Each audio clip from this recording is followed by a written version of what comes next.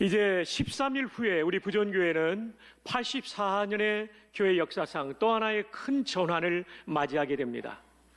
이제 부전동 시대를 접고 새로운 사직동 시대를 열어가게 됩니다. 새로운 시대를 앞에 두고 우리 교회가 어떤 교회가 되어야 할까?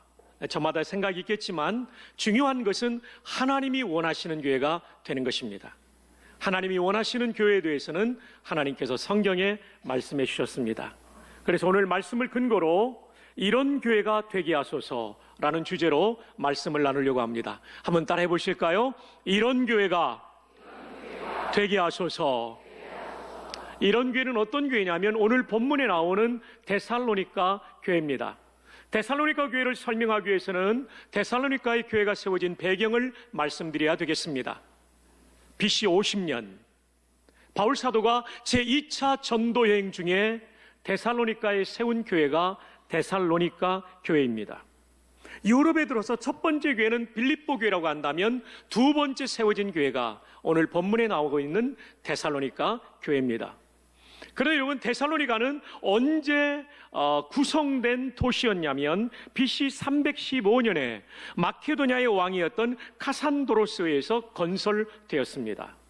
그리고 도시의 이름을 짓게 될 때 자신의 왕비인 데살로니가의 이름을 따서 이 도시의 이름을 데살로니가라고 명명하게 되었습니다. BC 146년 이후 로마는 이곳을 통치하게 됩니다. 로마의 식민 통치하에 있었던 도시라고 생각하시면 되겠습니다. 데살로니가는 교통의 요충지에 위치해 있었습니다. 동으로는 소아시아, 지금의 터키로 가는 길을 가지고 있었고, 그리고 북서쪽으로는 로마로 가는 길을 가지고 있었고, 남쪽으로는 그리스로 가는 길을 가지고 있었습니다. 교통의 요충지로서 대단히 번성한 도시였습니다. 그런데 이 도시에 세워진 교회는 매우 빠른 속도로 성장했고, 단지 숫자적으로만 성장한 것이 아니라 그들의 믿음, 그들의 신앙생활이 아주 주목할 만한 건강한 신앙생활이었음을 알게 됩니다. 그래서 바울은 이 데살로니가에 있는 교회를 생각할 때마다 항상 감사했다라고 성경이 말해주고 있습니다. 자, 우리 함께 데살로니가전서 1장 2절을 봉독해 보십시다. 시작. 우리가 너희 모두로 말미암아 항상 하나님께 뭐 한다고요? 감사하여. 바울이 참 감사합니다. 왜냐하면 이 데살로니가 교회의 신앙의 모습을 볼 때마다 바울의 마음속에 커다란 기쁨이 있었죠. 바울 사도는 하나님의 마음을 가졌던 사람입니다. 그래서 바울이 감사하며 기뻐했다는 얘기는 하나님께서도 기뻐했다라고 볼 수가 있겠죠. 데살로니가 교회는 하나님이 정말 기뻐하시는 교회였습니다. 자, 그러면 그렇게 좋은 교회는 과연 어떤 교회였을까요? 성경은 그들이 모범이 되었다라고 말합니다. 여러 교회, 데살로니가 교회처럼 믿으면 하나님이 기뻐하실 거라고 하는 모범을 보여주는 교회였다라고 말합니다. 데살로니가 위치한 지형을 지도를 통해서 잠시 보시면 이곳은 발칸 반도에 위치해 있었습니다. 자, 여러분, 여기 보시면 지금 지도가 떠오르고 있습니다. 장화 모양의 이탈리아 반도가 위치해 있고 그 중심에 로마, 제국의 수도인 로마가 위치해 있었습니다. 보스포러스 해협을 지나, 여기가 보스포러스 해협인데요, 이쪽 지역을 우리는 소아시아, 마이너 에이지어, 작은 아시아, 더 큰 아시아는 근동에 있고요, 우리는 극동아시아, Far East Asia라고 부르는 대한민국 한반도에 살고 있지만 이 지역을 그 시대의 사람들은 소아시아라고 불렀고 그 유명한 7교회가 여기에 위치해 있었습니다. 자, 이탈리아 반도와 소아시아 사이에 있는 이 반도를 뭐라고 부르냐면 지금껏 발칸 반도라고 부릅니다. 발칸 반도의 북쪽에 여러 나라들이 있습니다만은 이 남쪽에 있던 지역을 우리는 그리스라고 부릅니다. 자, 그리스도 남과 북으로 나눈다면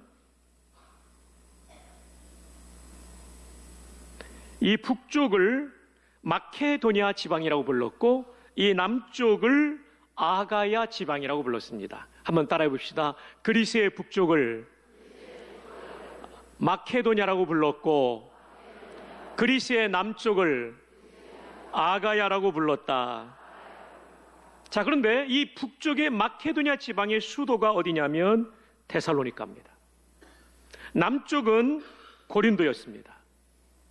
그래서 이 두 지역이 쌍벽을 이루고 있었고 두 지역에 나란히 교회가 세워집니다. 그런데 고린도는 좋지 못한 시범을 보인 교회였다고 한다면 데살로니가 교회는 좋은 시범을 보였습니다. 여러분 아시는 대로 고린도 교회는 문제가 너무나도 많았습니다. 가장 큰 문제는 교회가 하나로 연합되지 못하고 사분오열되는 문제를 일으켰습니다. 뿐만 아닙니다.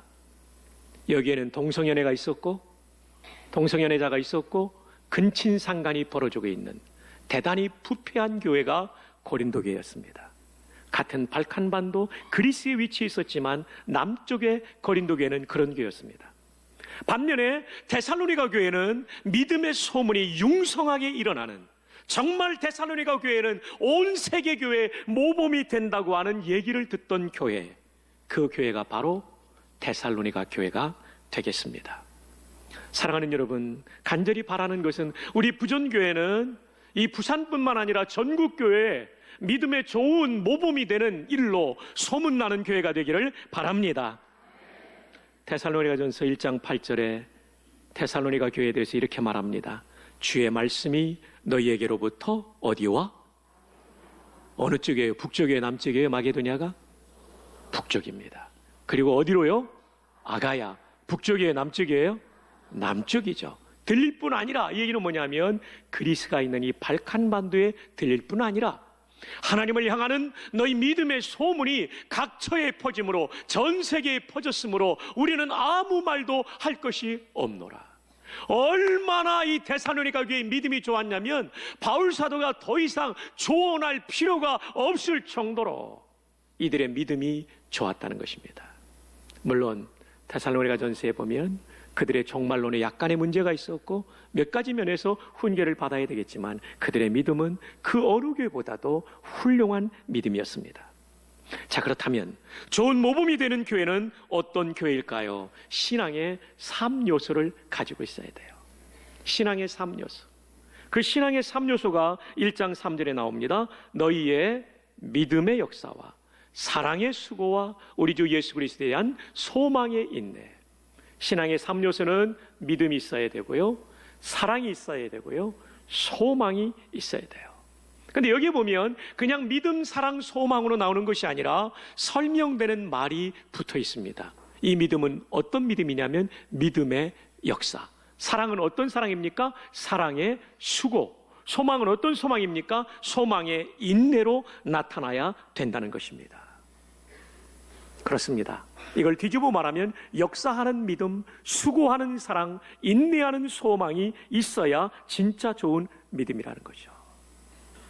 이들의 신앙이 모범이 되었던 것, 그냥 이들의 신앙은 장식품 같은 생명이 없는 신앙이 아니라 역사하는 믿음이었고 수고하는 사랑이었고 인내하는 소망이 있었다는 것입니다. 자, 이것을 한 가지씩 나누어서 살펴봅시다. 첫 번째 데살로니가 교회가 이렇게 믿음의 소문이 나고 모델이 되었던 이유는 첫째로는 믿음의 역사가 있었습니다. 그들은 믿음을 그저 내 마음속에 간직하는 정도로 또는 누군가에게 고백하는 정도로 나타난 것이 아닙니다.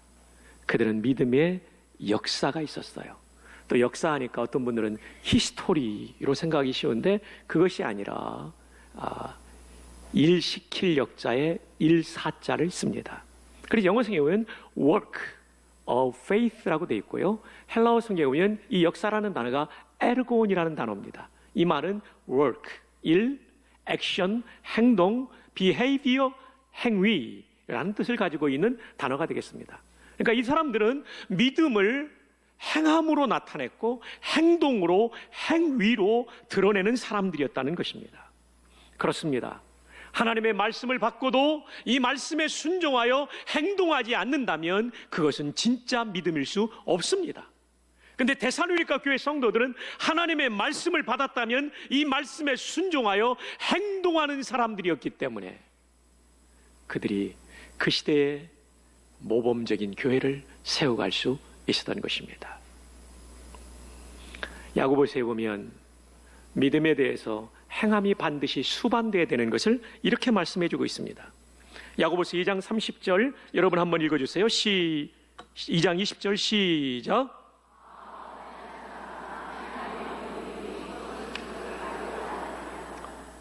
행함이 없다면 그것은 헛된 것이라고 말합니다.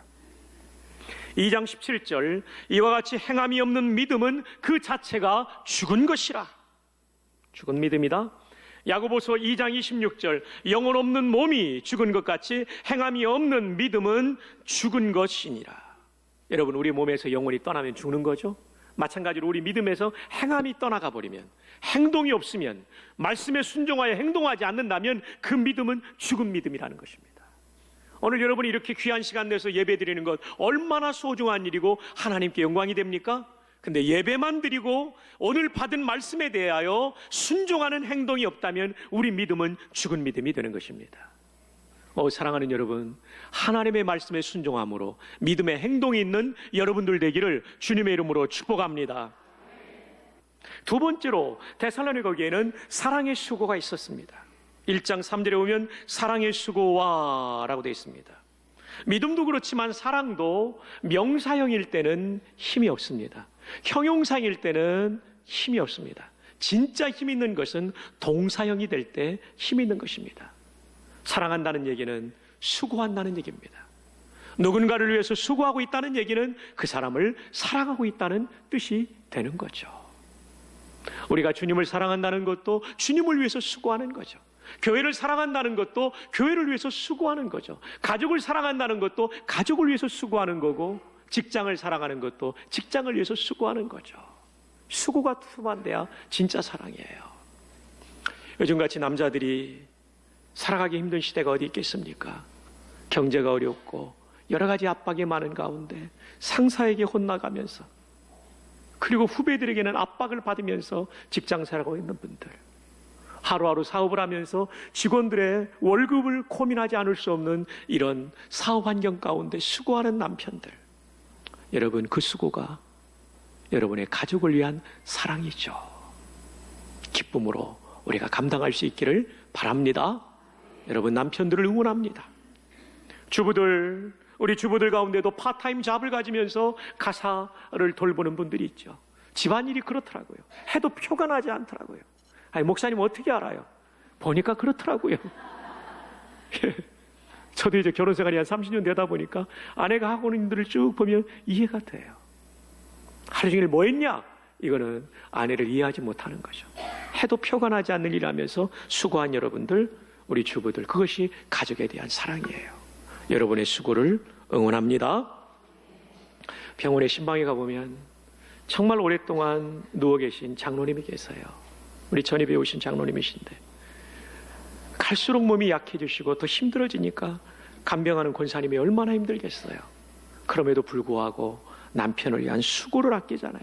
권사님도 허리가 아프고 다 아픈데도 그 노부부를 보면서, 야, 사랑의 수고라는 게 바로 저런 거구나. 그분은 말로만 한 것이 아니라 그 힘든 일을, 남편의 그 어려운 부분을 감당하고 있는 거죠. 정말 그 권사님을 응원합니다. 요한일서 3장 18절에 보면 자녀들아, 우리가 말과 여로만 사랑하지 말고 행함과 진실함으로 하자. 사랑은요, 반드시 행동이 따라와야 돼요. 그 행동은 수고라고 하는 행동이 돼야 되는 거죠. 이번 특세를 하면서 저는 목자들 가운데 정말 감동적인 목자들을 보면서 기뻐합니다. 목원들을 사랑하기 때문에 이른 아침에 남들보다 1시간 내지 30분 전에 일찍 일어나서 자신의 차를 몰고 가서 그 목원들을 모시고 오는 목자들, 그분들도 왜 피곤하지 않겠어요? 30분 후에 더 자고 싶지 않겠어요?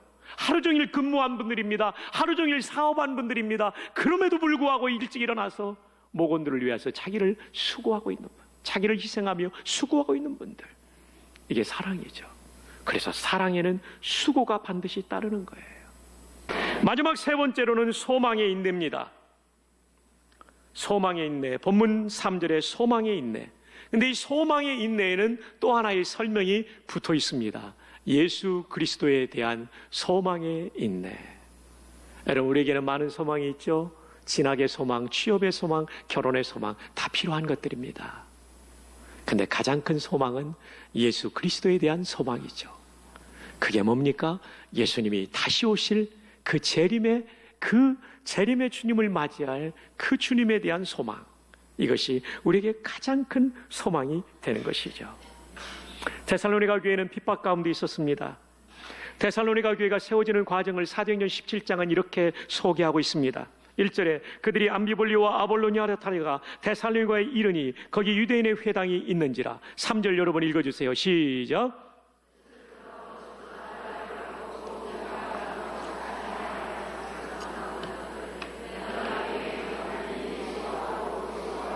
네, 내가 전하는 이 예수가 곧 그리스도 메시아다, 구원자다 말하죠. 4절 그 중에 어떤 사람 곧 경건한 헬라인의 어떤 무리요? 큰 무리. 이 데살로니가 교회의 부흥을 보여주고 있는 대목입니다.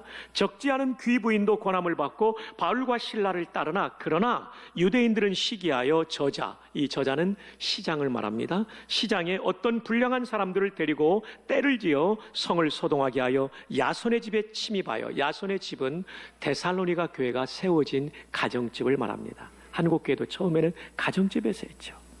저희 처갓집도 교회를 시작했던 집이라고 합니다. 가정집에서 시작하죠. 야손의 집에 침입하여 그들 바울과 이 사도 일행을 체포하려고 했는데 찾았으나 6절 발견하지 못하며 야손과 및 형제들을 끌고 읍장들 앞에 가서 소리질러 이르되 천하를 어지럽게 하던 이 사람들이 여기도 이름에. 7절 여러분 시작. 야손이 이 사람들이 다 가이사의 명을 거역하여 말하되 다른 임금 곧 예수라 하는 이가 있다 하더이다 하니. 무슨 얘기입니까? 시저 말고 다른 임금을 섬기고 있는 반역자들이라 몰아가지고 이 데살로니가 교회 성도들을 핍박하고 있는 상황입니다. 그 핍박 가운데 바울이 주었던 소망은 예수 그리스도의 재림에 대한 소망입니다. 재림이 우리의 소망이다. 재림이 우리의 소망이다. 그 시대의 성도들뿐만 아니라 우리도 고난의 연속의 삶을 살고 있습니다. 인생의 고난, 그것을 이길 수 있는 두 가지는, 첫 번째는 하나님의 임재, 나와 함께 하신 하나님을 경험할 때 고난을 이깁니다. 두 번째 또 하나는 뭐냐면 예수 그리스도의 재림입니다. 예수 그리스도의 재림은 성도에게 승리의 날이 될 줄로 믿습니다. 어떤 면에서 승리인지 아십니까? 이 몸의 한계를 뛰어넘는 거예요. 이 몸은요, 죄를 지으려는 성향을 가지고 있어요. 우리 마음속에 있는 탐욕 때문에. 그런데 그때는요, 우리 몸과 마음이 완전히 성화된 영화의 몸을 입게 될 것입니다. 두 번째로는 예수 그리스도가 오실 때에 우리가 그분을 위해서 충성했던, 고난 가운데 충성했던, 고난을 견디며 충성했던, 인생의 아픔과 인생의 배신과 인생의 역경 가운데도 충성했던 사람들에게 상 주실 것이기 때문에 예수 그리스도의 재림은 우리 모든 성도에게 승리의 날이 되는 줄로 믿습니다.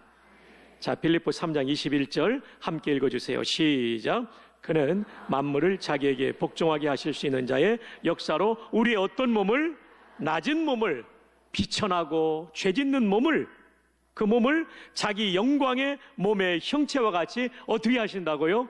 변하게 하신다고요. 죽은 사람은 부활을 통해서 변화시키고 예수님이 지금 재림하시면 우리는 죽지 않고 그냥 변화되는 것을 경험하게 될 것입니다. 사랑하는 여러분, 우리가 하나님 말씀대로 살고 애쓰지만은 때로는 우리가 범죄할 때 있잖아요, 마음으로. 근데 이 모든 것이요, 예수님의 재림 때에는 거룩하게 바뀌는 성화로, 다시 말하면 영광스럽게 됨으로 우리가 완전히 죄악을 이기게 될 줄 믿습니다. 그래서 우리는 재림을 사모해야 됩니다. 또 하나, 요한계시록 22장 12절입니다. 다 함께 읽어요. 시작. 보라, 내가 속히 오리니 내가 줄 상이 내게 있어 각 사람에게 그가 행한 대로 갚아주리라. 예수님 재림 때 주님을 위한 충성에 대하여 우리에게 갚아주시는, 상급을 주시는 은혜가 있을 것입니다. 사랑하는 여러분, 비전센터 입당을 앞두고 우리의 마음속에 재림신앙이 불타오르기를 바랍니다. 재림신앙이 불타오르면요, 우리는 어떤 마음을 가지게 되냐면 세속화되지 않을 수 있어요. 이 세상이 전부라고 생각하면 이 세상의 것을 거머쥐는데 온 마음을 쏟아버려요. 그러나 예수님이 다시 오실 것이라는 재림의 이 소망을 가지고 있는 사람은 그날 만날 예수님을 생각하며 내가 오늘 하루하루를 거룩을 추구할 수 있고요, 세상의 것에 매이지 않는, 세속화되지 않는, 성화되는 하나님의 백성이 될 줄로 믿습니다. 우리 그런 성도 되기를 축복합니다.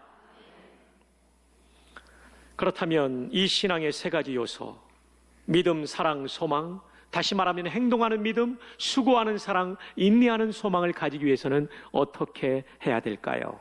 데살로니가전서 1장 6절을 함께 읽어봅시다. 시작.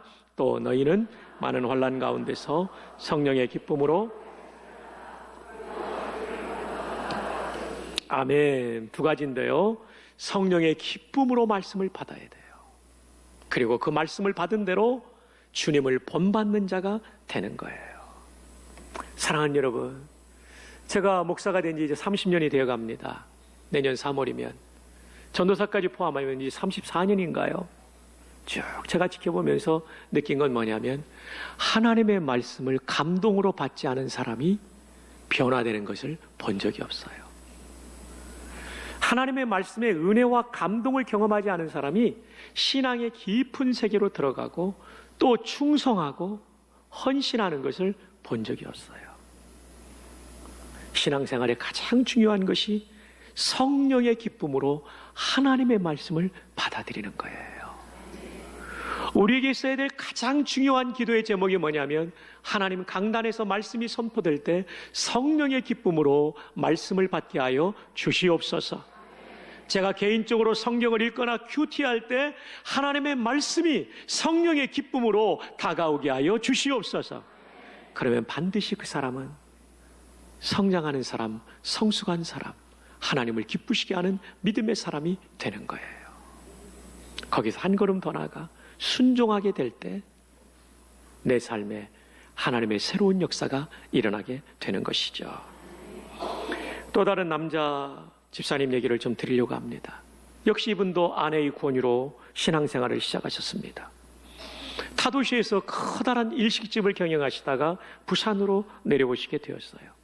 우리 교회 집사님의 인도로 우리 교회로 출석하시게 되었습니다. 근데 이분이요, 요즘 김영란법 때문에 얼마나 힘들어요. 참, 우리 김영란 권사님 요즘 굉장히 바쁘십니다. 굉장히 힘든데, 이분이 부인의 얘기를 듣고 새벽 기도를 시작해요. 여보, 이렇게 힘들 때 하나님이 도와주셔야 우리 삽니다. 그래서 매일같이 새벽을 나오세요. 요즘은 특세를 개근하고 계세요. 그리고 이분이요, 아내의 권유로 기도회를 나오다 보니까요, 특세를 참석하다 보니까 어떤 일을 경험하게 되었냐면, 수십 년 교회를 출석했는데 이제야 강론이 들려오기 시작한다는 거예요. 할렐루야. 저는 이제 이분의 생애 속에 놀라운 하나님의 역사가 일어날 것을 확신합니다. 그러다 보니까요, 금요일 밤도 손님들이 와서 앉아 있는데도요, 본인이 주방에서 부주방장을 두고 사업을 하시지만 이 모든 것을 다 맡겨놓고 금요 기도에 오시는 거예요. 참, 얼마나 감사하지. 9시가 되어서 숨가쁘게 달려서 본당으로 올라와 저 좌석에 앉은 집사님 볼 때 얼마나 감사한지 모르겠어요. 사랑하는 여러분, 하나님의 말씀이 내게 감동으로 다가오는 것이 가장 큰 복임을 기억하시기를 바랍니다. 그럴 때요, 믿음의 역사가 가능하게 되고 수고하는 사랑이 가능하게 되고 소망을 품고 인내하는 것이 가능하고 승리하게 될 줄로 믿습니다. 이제 말씀을 맺습니다. 우리는 13일 후에 부전교회 글로컬 비전센터에 입당하게 됩니다. 지난 8년 동안 우리를 인도하신 하나님, 비전을 여러분에게 지시한 비전 캐스팅으로부터 땅을 사고 설계하고 시공하여 오늘의 이제 완공을 앞둔 시점까지 순전히 하나님의 은혜였습니다. 정말 멋진 건물이 지어졌어요. 근데 여러분, 교회의 생명력은 외형의 멋짐에 있지 않고 디자인에 있지 않다는 것을 우리는 기억합시다. 저렇게 멋진 건물을 자랑하는 교회가 아니라 믿음을 자랑할 수 있는 교회가 되기를 바랍니다. 믿음의 소문난 교회가 되기를 바랍니다. 부전교회는 예배당이 멋질 뿐만 아니라 그분들의 믿음이 정말 귀하고 아름답다. 이런 소문이 부산교회와 전국교회에 알려질 수 있기를 바랍니다. 그러기 위해서 중요한 것은 다시 우리 본질로 돌아갑시다. 그것은 하나님의 말씀으로 돌아가는 거예요. 그래서 하나님 말씀을 사랑하고 하나님 말씀을 기쁨으로 받고 하나님 말씀에 순종하는 일들이 일어나기를 바랍니다. 그래서 우리의 믿음은 장식품 믿음이 아니라 행동하는 믿음이 되기를 바랍니다. 그리고 우리의 사랑은 입에 붙은 사랑이 아니라 수고하는 사랑이 되기를 바랍니다. 또한 우리의 인내는 예수 그리스도의 재림을 바라보며 소망하는 가운데 인내하는 진짜 소망의 인내가 있기를 바랍니다. 그럴 때 우리의 삶이 하나님을 영화롭게 하며 우리는 정말 이 시대를 치유하고 변혁시키는 하나님이 쓰시는 교회, 바로 그런 교회가 될 줄로 믿습니다. 이 일에 우리 모두가 함께하기를 주님의 이름으로 축복합니다.